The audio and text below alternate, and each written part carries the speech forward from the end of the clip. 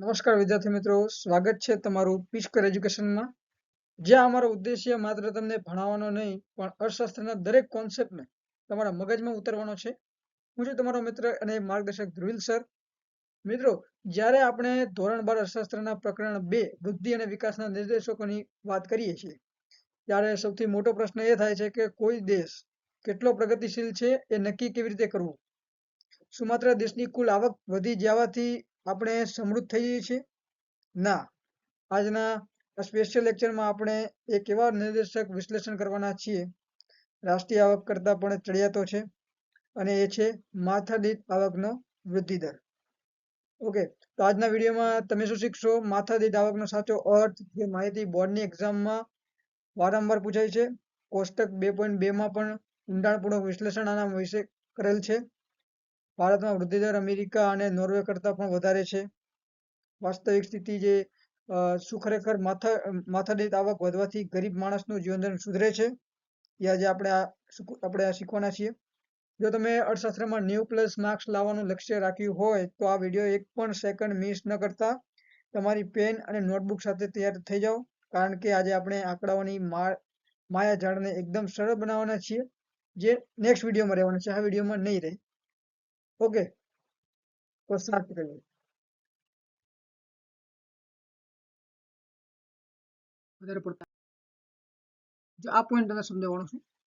આવી જાઓ કરતી કે મિત્રો કે આ નિર્દેશક સૌથી મોટી મર્યાદા એ છે કે તેમાં આવકને કોઈ સ્થાન આપવામાં આવ્યું નથી. કે પ્રશ્ન એ થાય કે શું પૈસા વગર સારું શિક્ષણ કે ઉત્તમ સ્વાસ્થ્ય સુવિધા શક્ય છે? ના, આવક એ જીવનની ગુણવત્તા સુધરવા માટેનું એક અનિવાર્ય સાધન છે, જેને પીજીએલઆઈમાં અવગણના કરવામાં આવી છે. સરેરાશ મર્યાદા એ છે પ્રોબ્લેમ ને ઓફ એવરેજ. કે પીજીએલઆઈ એ 3 ઘટકોનો માત્ર સરેરાશ છે.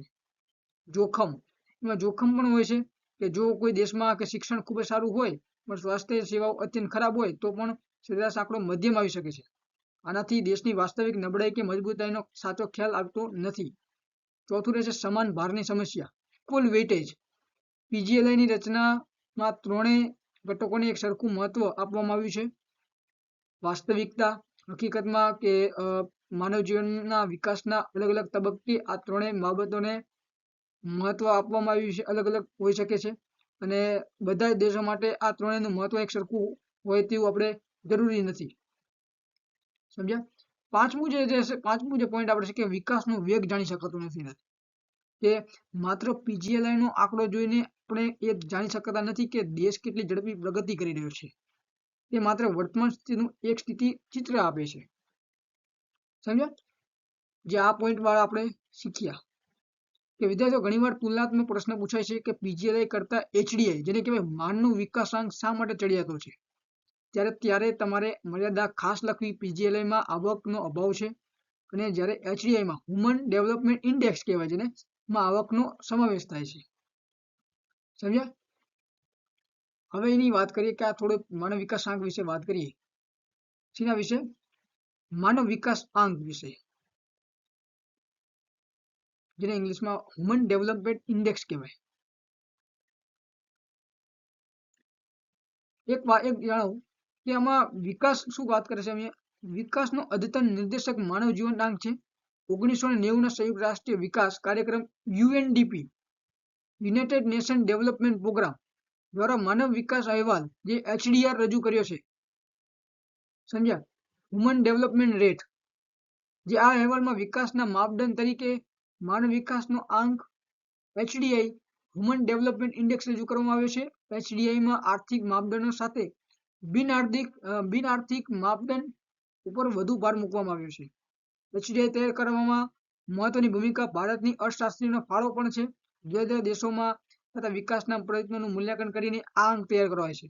1990 થી લઈને એચડીઆઈને માપવા માટે જે વિવિધ ન્યૂનતમ અને મહત્તમ મૂલ્યોનો ઉપયોગ થતો હતો, તેમાં 2010નો સુધારો કરવામાં આવ્યો છે. સમજ્યા? કે મિત્રો વાત કરીએ કે 1990માં જે સંયુક્ત રાષ્ટ્રીય વિકાસનો જે કાર્યક્રમ હતો યુએનડીપીનો દ્વારા માનવ વિકાસ અહેવાલ રજૂ કરવામાં આવ્યો, અને જેમાં એચડીઆઈનો ખ્યાલ આપવામાં આવ્યો હતો કે ભારતનું યોગદાન આ અંક તૈયાર કરવા માટે ભારતીય અર્થશાસ્ત્રીઓને પણ મહત્વનો ફાળો આવ્યો છે. સમજ્યા? અને HDI ના 3 ઘટકો પણ હતા, જે પેલું જે ઘટક છે અપેક્ષિત આયુષ્ય, બીજું છે જ્ઞાન જે શિક્ષણમાં, અને ત્રીજું જે છે સારું જીવન ધોરણ જે આવક. અપેક્ષિત આયુષ્યમાં કે બાળકના જન્મ સમયે તે કેટલા વર્ષ જીવશે તેની અપેક્ષા, સમજો.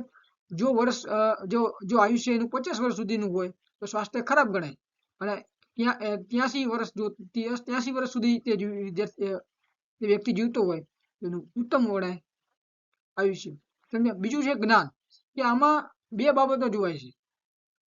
પહેલું જે જોવાય છે કે શાળાકીય સરેરાશ વર્ષો, કે 25 વર્ષની વ્યક્તિએ શાળામાં વિતાવેલા વર્ષો, અને બીજું છે શાળાકીય અપેક્ષિત વર્ષો, કે 5 વર્ષનું બાળક જે હતું કે પોતાના જીવનમાં કેટલા વર્ષે શાળામાં વિતાવશે તેની અપેક્ષા, સમજ્યા. સારું જીવન ધોરણ જે આવક, કે આમાં માથાદીઠ આવક, કુલ રાષ્ટ્રીય આવક અને સમખરીદ શક્તિ નો ધોરણ મપાય છે, સમજ્યા. મૂલ્યની વાત કરીએ HDI ના મુખ્ય બાબતોના જે આંકડા જે હોય, સમજ્યા. અને કે HDI નું જે મહત્તમ મૂલ્ય શું છે મિત્રો, 1 છે, અને લઘુત્તમ 0. કે જે દેશનો આંક 1 થી નજીક હોય ને તે ક્રમ ઉપર આવે અને તે વધુ વિકસિત ગણાય છે. 2014 નો જે અહેવાલ હતો, 2014 માં 188 જે દેશોમાં નોર્વે 0.944 નો આંક સાથે પ્રથમ નંબરે હતું, ત્યારે ભારત 0.609 ના આંક સાથે 130 ના ક્રમે હતું, સમજ્યા. HDI નું જે મહત્વ એ છે કે તે માત્ર આર્થિક નહીં પણ સામાજિક કલ્યાણ એટલે કે શિક્ષણ અને આરોગ્યને મહત્વ આપે છે. HDI એ સાચો નિર્દેશક છે, કારણ કે તે આર્થિક વિકાસને સાધન માને છે અને માનવ કલ્યાણને અંતિમ સાધ્ય માને છે. ઓકે, કે વિદ્યાર્થીઓ, આ પ્રશ્ન 5 માર્કમાં વારંવાર પૂછાય છે. યાદ રાખજો કે HDI માં આવક, શિક્ષણ અને આરોગ્ય ત્રણેયને સમન્વય છે.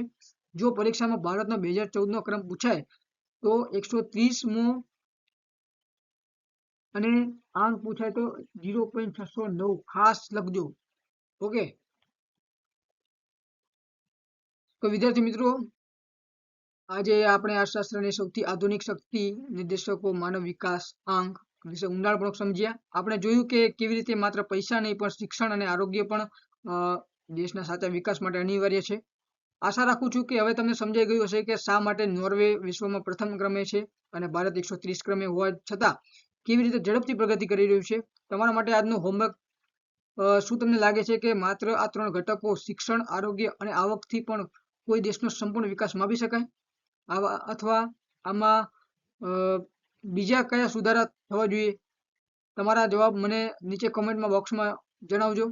જો તમને આ વિશ્લેષણ ગમ્યું હોય તો અર્થશાસ્ત્રના આવા જ અઘરા ટોપિકને સરળતાથી સમજવા માંગતા હો તો આપણી ચેનલને પીસ્ક્વેર એજ્યુકેશનને અત્યારે જ સબસ્ક્રાઇબ કરો અને તમારા મિત્રો સાથે આ વિડીયો શેર કરવાનું ભૂલતા નહીં, કારણ કે જ્ઞાન વેચવાથી વધે છે.